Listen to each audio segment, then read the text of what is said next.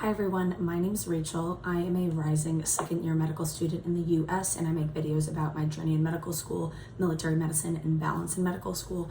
And today I'm going to be going over my statistics and the things that I did in my application to get into medical school. I want to say that I did not have the highest statistics, especially did not have the highest MCAT score, and I will be saying my GPA and MCAT score throughout the video and saying the specific things that I did. Want to get the message out there that you don't necessarily have to have the highest statistics to get into medical school.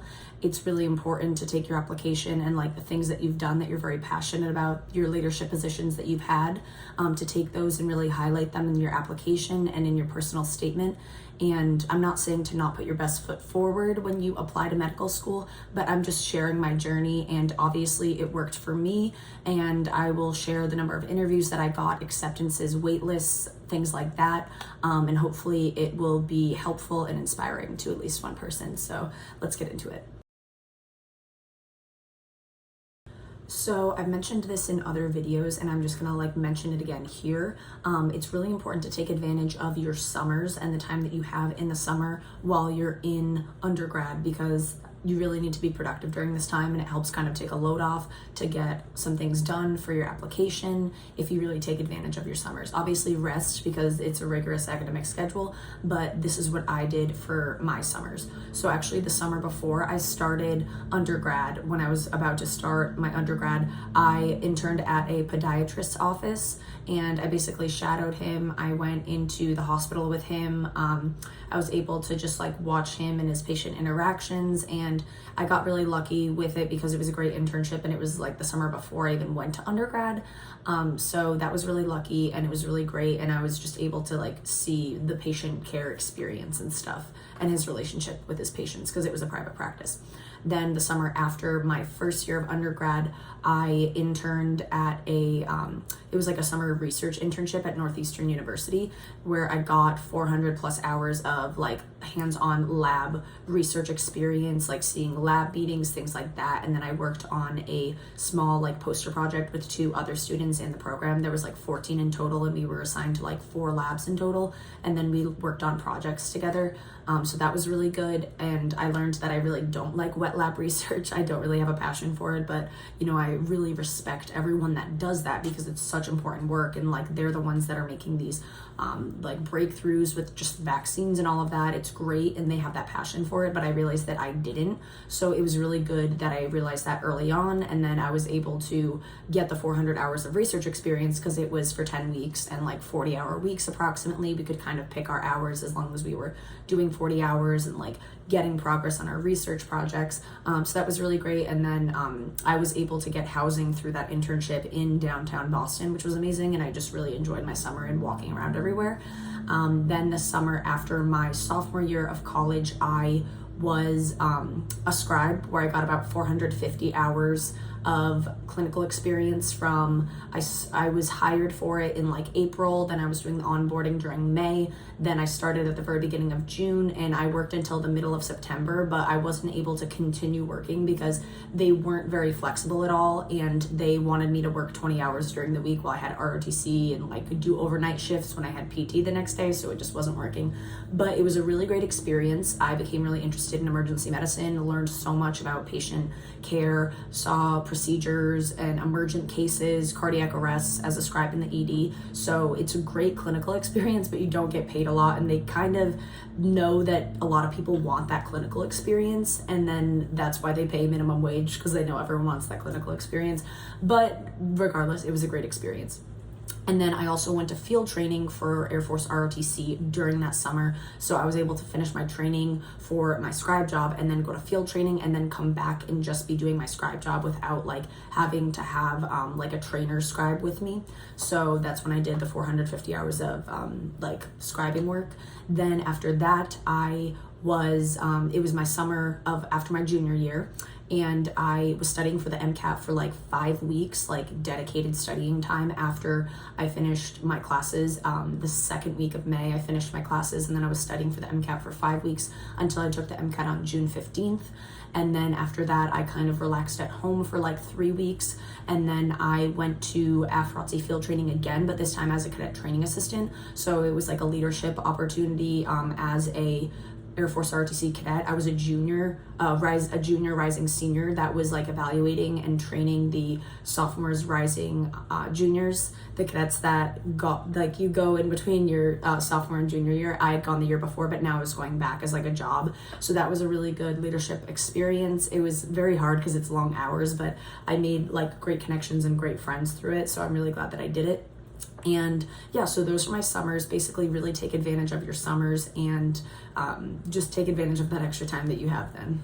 So for my application research, I started off, well, I did the summer research internship that was like a microbiology lab, hands-on wet lab research, and I got that experience and did that mini project poster. And then I was also working as like a research assistant in a psychology lab that was studying the effects of cannabis on like young adult brains. I wasn't doing any like of my own projects, but I was just kind of helping out with the lab, and I was like getting research experience. I kind of realized I didn't want to stick with it, so I ended up not doing the lab, and I ended up just not starting my own project there. And I decided, like, you know what, I'm gonna leave the lab, and I let them know. And then I was actually going to work on a project for my senior capstone, and I decided that I wasn't interested in actually doing the research. So I was in the honors program at my undergrad institution, and you had to do like an honors thesis. So for me, because I was a biology major and a neuroscience major, it had to be something like hands-on because I had to go with my major.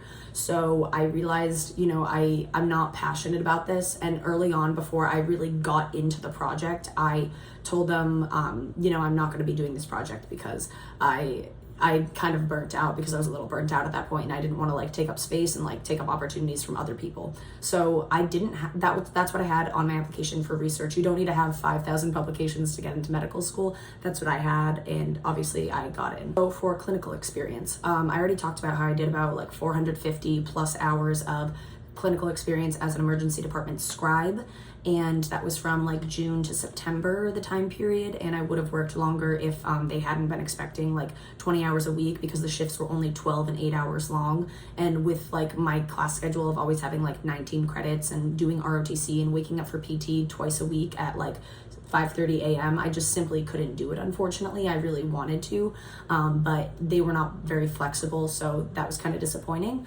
And then I also did a little bit of shadowing. Like I shadowed my family physician, who was actually a pediatrician. And because I didn't even stop going to the pediatrician until I was like 20, because they just like let me continue to go there.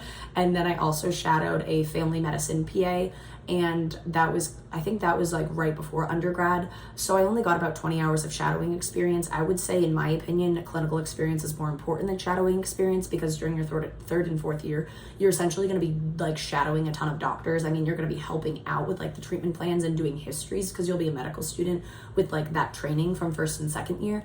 But I wouldn't focus on shadowing, in my opinion. I would focus on clinical experience. Plus, you can get paid for a lot of things that have clinical experience, like CNA, EMT, scribe, phlebotomist, pharmacy tech. I think that there might be a couple others. So for my extracurriculars that I did in undergrad, honestly, I think that these were the things that made me stand out. Obviously, I did ROTC, and that took up a ton of my time, and also like really shaped me as a person and has shaped my future career, because now I'm going to be pursuing a potentially career, because a career in the military is 20 years, but I'm at least going to be pursuing 8 years of being an Air Force physician. So within ROTC, it obviously took up a lot of my time, and just being in ROTC kind of says a lot about a person, I think, because it's like leadership stuff, team building things. You acquire like communication skills, and you have to have time management skills. You have to wake up for PT and do your ROTC classes along with your academic classes. So I think that med schools kind of saw that. And then within ROTC, I was pretty involved. So during my freshman year, I ended up taking over a leadership position that previously a junior, like a junior in college cadet had. And this was mainly because they didn't have enough like junior and senior cadets to take over the leadership position. So they needed to ask a younger cadet. So the wing commander, who was a senior, actually asked me. I was pretty nervous and I didn't really know what to say, but I just went with it and I took the position, and that's when I kind of like gained my confidence in ROTC, and I'm really glad that that happened. I think that happened for a reason, so then I was able to kind of blossom and like find my leadership style and confidence.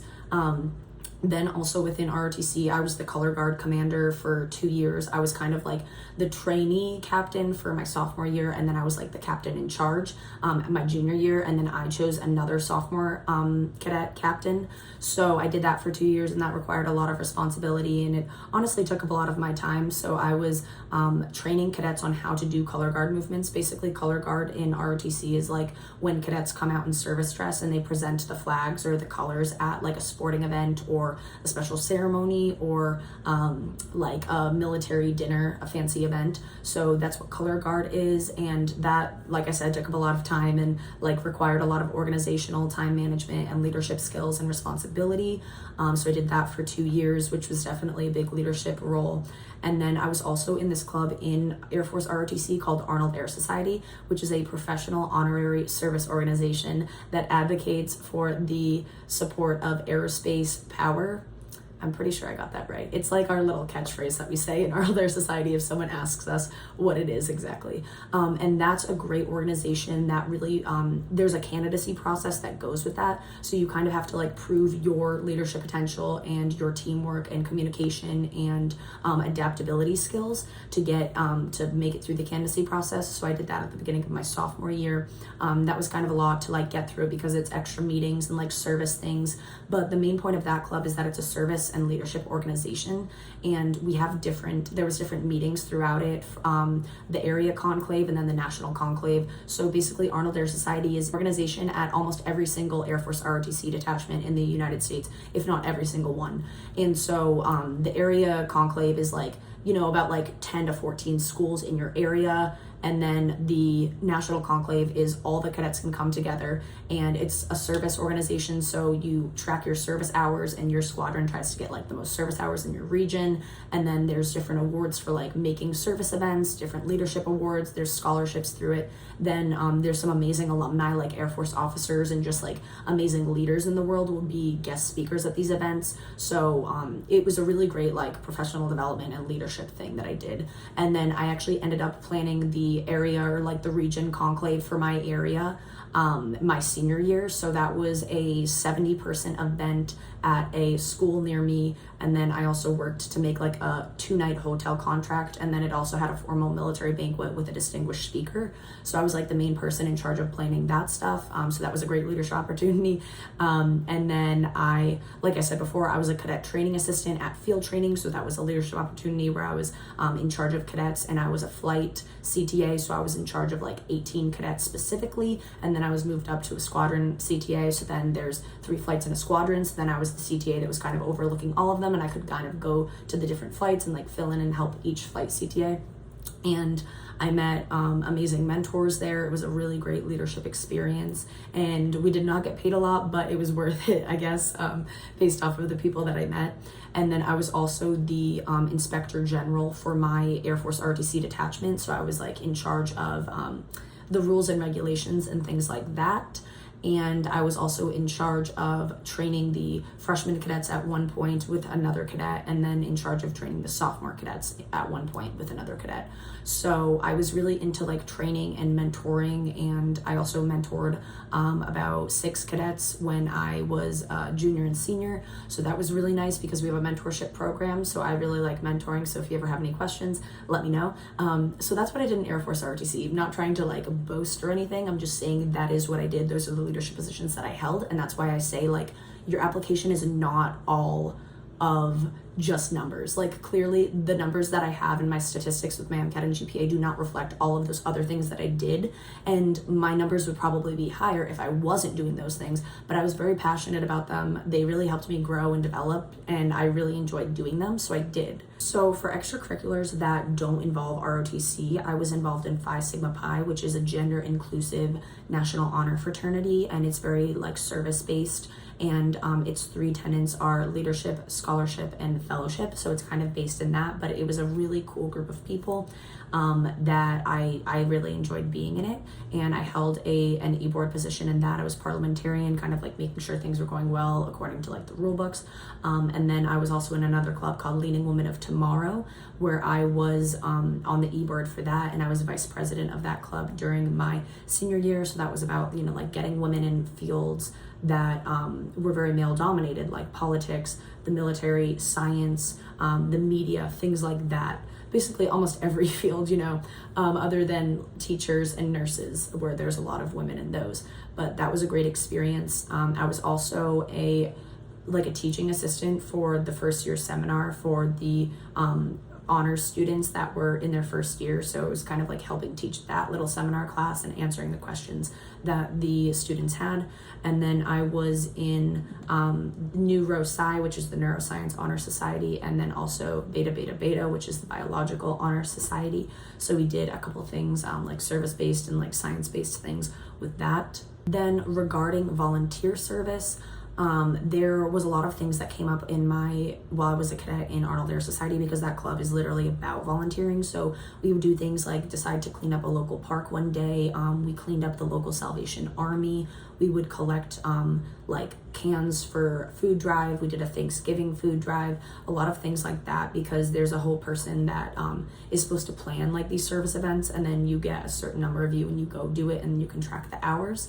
I was also a volunteer at the VA hospital that was near me, so that was great to just like, I volunteered in the recreation department. I just like sat with the seniors, the veterans, and we kind of talked, played cards, or we just like throw a ball back and forth, and that was really nice to just kind of like see them smile and stuff.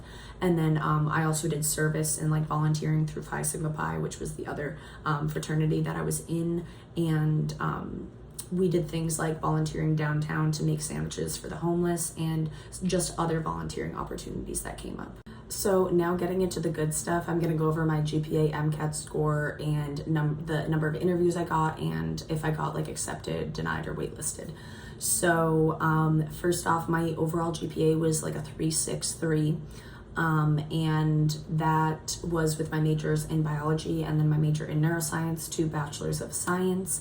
And then my MCAT score was a 500 even, which I know is very average, because the MCAT scores are literally based off of a bell curve, and the middle point of the bell curve is a 500. So I completely understand that I had an extremely average MCAT score, and you'll hear that especially like getting into MD schools, you need at least a 510 or they're not even gonna look at it. I mean, a lot of schools will filter you out because they have a 500 filter. Some of them could be like 501, 502, 505, maybe it is 510, you know, if it's like a really highly competitive school to get into.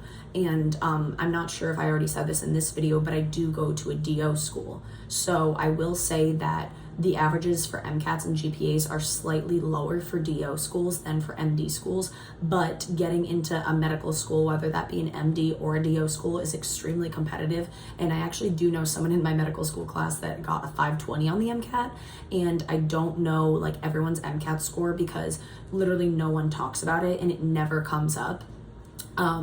But I'm sure that there's a wide range of MCAT scores. I'm sure some of them are 510, 500, 501, 515. Obviously there's that 520 that I know about, but basically that was my MCAT score, and I only took it once, and I had to take it at the end of my junior year because I needed to make sure I had the MCAT score ready so my commander could then put it into the pre-health board system, so then they could look at my GPA MCAT score and commander's ranking from him, so then I could potentially go to medical school and get that yes of you can go to medical school after my junior year into my senior year. If I hadn't have taken it by June 15th, then I wouldn't have been able to get the yes from the pre-health board because I would have missed the window that my commander could put that time in, which was from June 1st to July 1st.